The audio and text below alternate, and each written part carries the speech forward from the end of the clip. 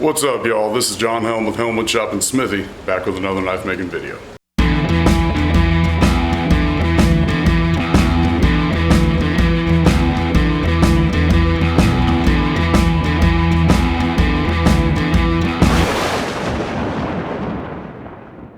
Today I'm going to teach my wife how to make a knife. She's never made one before and she wants to make a series of 3 letter openers for her bosses. So let's get started. So we came up with this pretty basic letter opener design. Since we're making 3 of them, we want them all to be identical. We're going to have to make a template. So just go ahead and cut that out with a pair of scissors.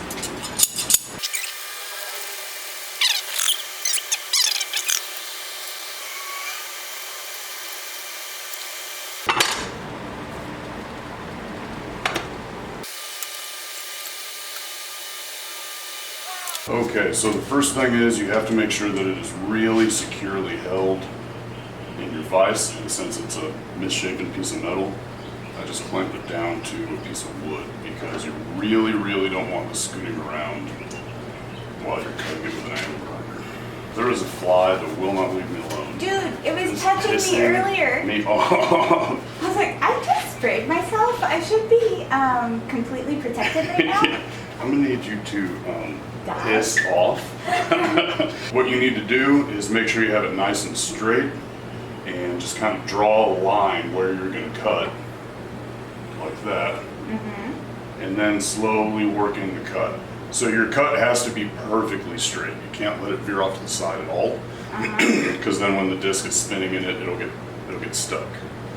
It'll catch on you. So I'll do this first couple of cuts so you can see how it's done, and then you can do the rest. I have a sneaking suspicion that I might die. Now I'll just flip this over, and then we'll just draw a cut from here that meets up with that original one.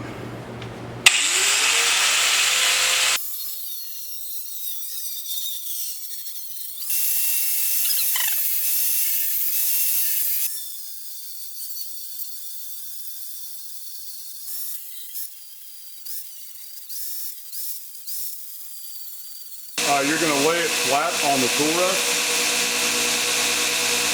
Yep, and then don't put a whole lot of pressure, just take it nice and slow. If it starts to get warm, dip it in the water.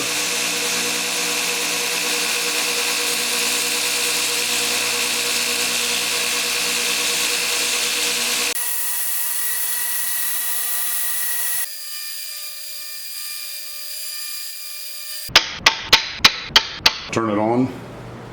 You pull it up, there you go. Touch it for just a second. Just mark it.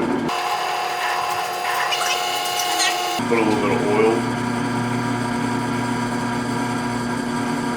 Come on, oil. Ooh. Yeah, that always does that. I've seen that before.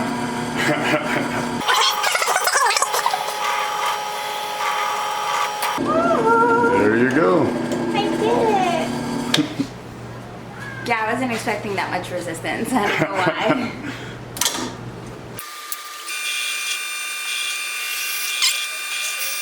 Ooh, this smells good. Burning mineral oil. Delicious.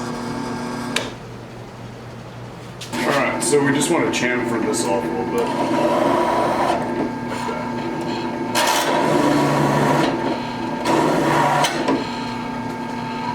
Okay. On both sides? Yes, ma'am. On both sides. Looks perfect. Okay, of course it does. Since these are stock removable blades, I'm not going to bother with normalizing them. I'm just going to go ahead and heat treat. So, before it's wet, what you're going to do is try to get up to a nice even heat. 1 to 2 shades hotter than it is when it loses its magnetism. So as I heat it, I'm going to be checking it with a welding magnet. And try to get the heat into the tang of the blade first, and then bring it up to the tip. That way I can kind of avoid overheating the tip. That's exactly how I want it to look when I quench it. Maybe just a touch hotter. So I'm going to try keep it at the same temperature by putting it in and out of the forge for a minute, minute and a half, just a little bit. This is 1084, it doesn't need a whole long soak time. But you definitely don't want to just get it up to temp and then quench it right away. All right, and now I'm going to run over and quench it in the oil that we preheated to 130 degrees. And then I'm going to take it out and immediately stick it in this vice cool to try to get rid of any warps in the blade. You don't have to squeeze it terribly hard, just keep them Do shut. I put it in on its side or? Oh. You can put it in anyway. It's a small knife. If it's a big knife, you don't want to put it in sideways because it'll get like floppy when it gets hot. Okay. Okay. So I'm supposed to stick it all the way in here? Yep.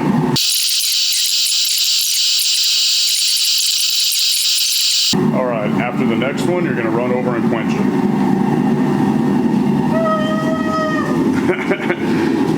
Stick it in, shake it up and down.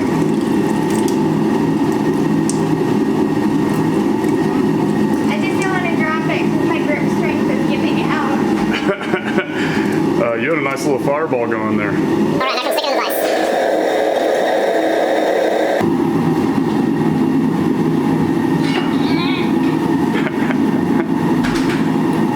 Oh my gosh, you have a hole in your gloves and I hurt myself.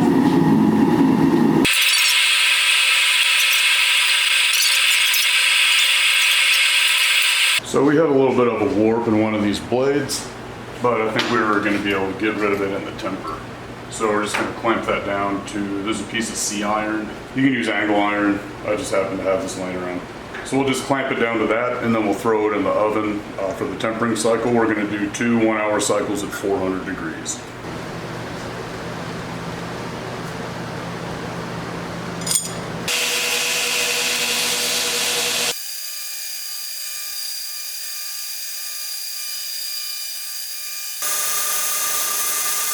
This file guide is on here.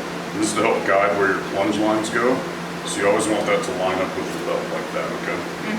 I want my grind line to terminate with that line, and I want it to be centered. It needs to be like straight and at the right angle and flat. And you have to maintain that all along that curve. So I do that by keeping my elbows in tight at my body and standing a little bit off to the side. And then I pull it straight, and then here I just let my body rotate to give me that curve. Okay. All right, here we go.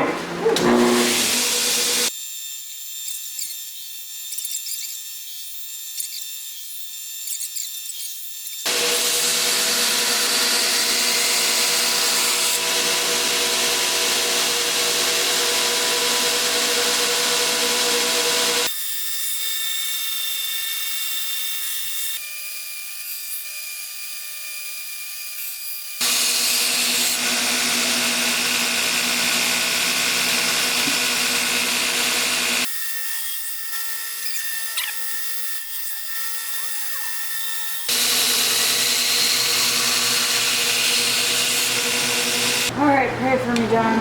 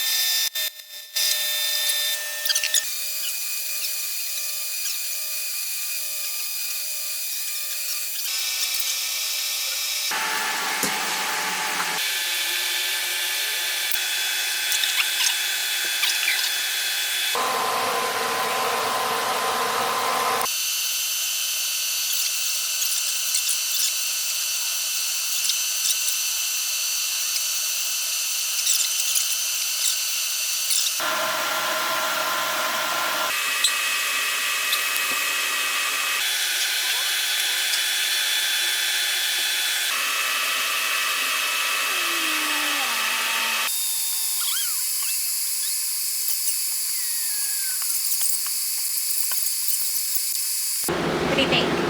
All done? Let me have a look. Yeah, looks very nice. Good job. Thanks.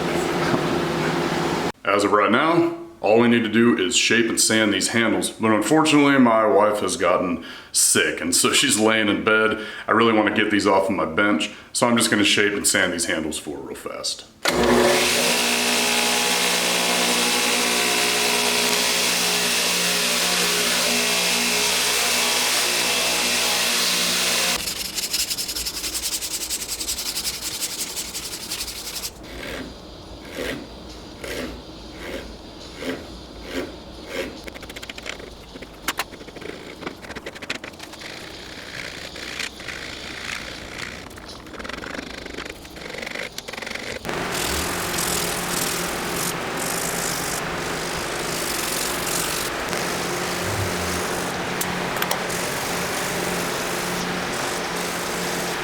Here they are. They are rather imperfect, but they're nice.